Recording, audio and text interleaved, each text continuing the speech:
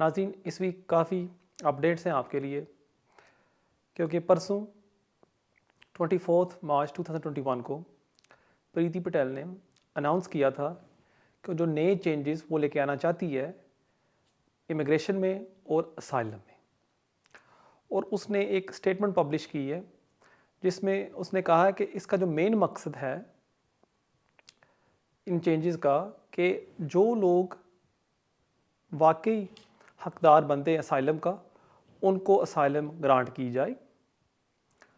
दूसरा, उसने कहा है कि हम इलीगल एंट्री स्टॉप करना चाहते हैं, कि लोग एंटर हो रहे लॉरी के थ्रू और बोट के थ्रू, हम इसको स्टॉप करना चाहते हैं, इसलिए हम सख्ती कर रहे हैं। और जो तीसरी चीज़ इन रूल्स का मकसद है जो आने वाले हैं, वो है कि लोगों को आसानी के साथ रिमूव किया जाए यूके से। क्योंकि अक्सर एक प्रॉब्लम होती है, जब भी होम ऑफिस कोशिश करती है किसी को रिमूव करने में, या तो वो असाइलम क्लेम कर लेते हैं या कोई वो ह्यूमन राइट्स क्लेम डाल देते हैं। और इस वजह से प्रीति पटेल का कहना है कि हम लोगों को रिमूव नहीं कर सकते, और हम नए रूल्स लेके आ रहे हैं जिसमें हमें आसानी होगी, हम लोगों को निकाल सकते हैं फ्रॉम द यूके। और जो मेन चेंजेस असाइलम में वो लेके आ रही हैं वो ये है कि अगर कोई बंदा लॉफुली एंटर होता है, asylum Sikar, lawful asylum Sikar enter होता है यूके में, उसको हम फौरी तौर पर इंडेफिनिट ग्रांट कर देंगे। अब आप यहाँ बैठ के सोच रहे होंगे कि लॉफुल असाइलम सीकर कौन है। वो असाइलम सीकर्स होते हैं जो यूके एक ममालिक के साथ एग्रीमेंट कर लेती है कि हम 2000 या 3000 असाइलम सीकर्स आपकी कंट्री से एक्सेप्ट करेंगे, क्योंकि वहाँ कोई जंग चल रही है या कोई ज़लज़ला हुआ है, और इस वजह से हम एक्सेप्ट करेंगे असाइलम सीकर्स। मिसाल तौर पर आप ले लें सीरिया, पिछले 4-5 सालों में तकरीबन 20,000 असाइलम सीकर्स यूके ने एक्सेप्ट किए हैं। अंडर दिस न्यू स्कीम वो प्रीति पटेल प्रपोज कर रही है कि जब कोई लॉफुल असाइलम सीकर एंटर करेगा यूके में, हम उसको फौरी तौर पर इंडेफिनिट ग्रांट कर देंगे। लेकिन सख्ती आती है जब कोई बंदा अनलॉफुली एंटर करता है, या कोई बंदा लॉफुली एंटर करके बाद में ओवरस्टेयर हो जाता है, उसके ऊपर प्रीति पटेल ने कहा कि हम सख्ती करेंगे। और जो उसके प्रपोजल्स हैं वो ये कह रही है कि बल्कि बजाय हम उसको रेफ्यूजी स्टेटस ग्रांट करें, हम उसको ग्रांट करेंगे टेम्पररी प्रोटेक्शन। और ये उसके प्रपोजल्स में होगा कि एक 2.5 साल का वीज़ा आपको ग्रांट किया जाएगा, और उसको आपने एक्सटेंड करना होगा। शायद इसमें इंडेफिनिट आपको ना मिले, और वो चेक करते रहेंगे कि आपकी कंट्री में थ्रेट है या नहीं जब आपको वो एक्सटेंशन ग्रांट करते हैं। सो ये एक नई चेंजेस आ रही हैं। दूसरा, इसने ये कहा है कि जो लोग असाइलम क्लेम करते हैं और वो कहते हैं कि हम अंडर 18 हैं, लेकिन अक्सर उनकी एज होती है 30-35।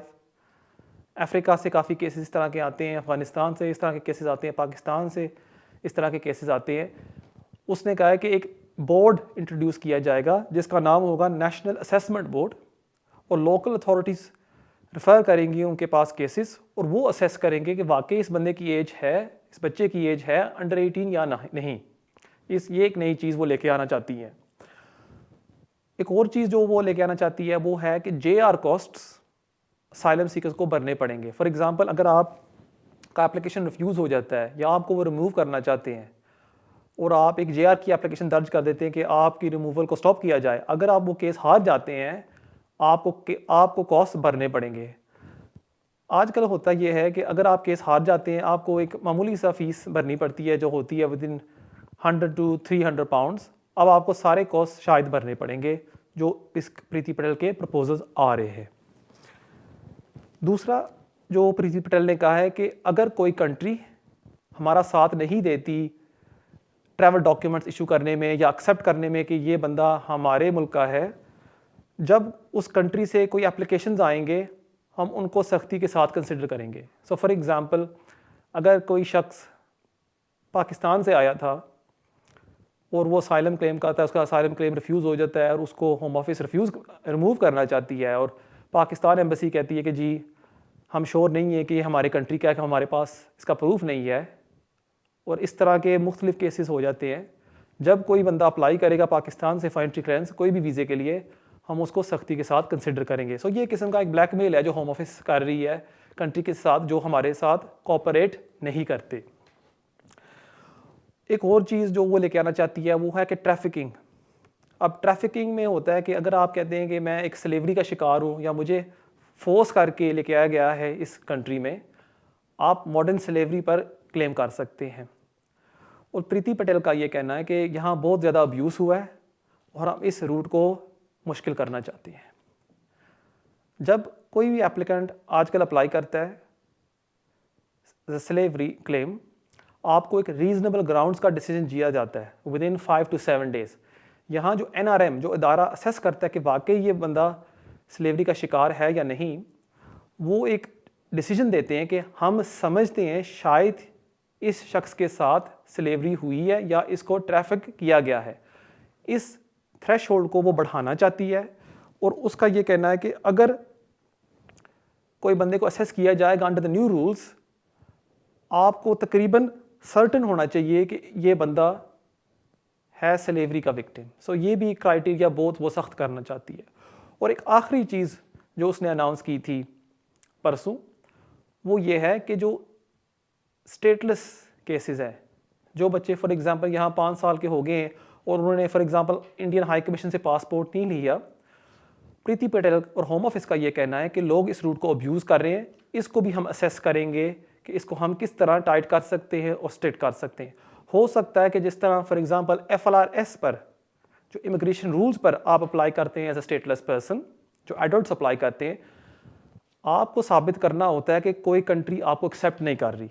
हो सकता है कि नेशनलिटी में भी ये रिक्वायरमेंट ले आए। अब ये जो पॉलिसीज़ प्रीति पटेल ने अनाउंस की हैं परसों, ये अभी लॉ नहीं बनी। अभी एक कंसल्टेशन प्रोसेस होगा मुख्तलिफ इदारों के साथ, फॉर एग्जांपल चैरिटीज़, ILPA, उन लोगों के साथ होम ऑफिस कंसल्ट करेगी। वो अपने ऑब्जेक्शंस लगाएंगे या क्या वो समझते हैं कौन कौन सी चीज़ें इनके साथ होनी चाहिए मौजूद के लोगों को प्रोटेक्ट करने के लिए, और उसके बाद ये पेश किया जाएगा टू पार्लियामेंट, और अगर ये पास होता है फिर ये इम्प्लीमेंट किया जाएगा इन इमिग्रेशन रूल्स। सो अभी ये रूल्स नहीं बने, लेकिन ये है होम ऑफिस की पॉलिसी जो वो इम्प्लीमेंट करना चाहती है।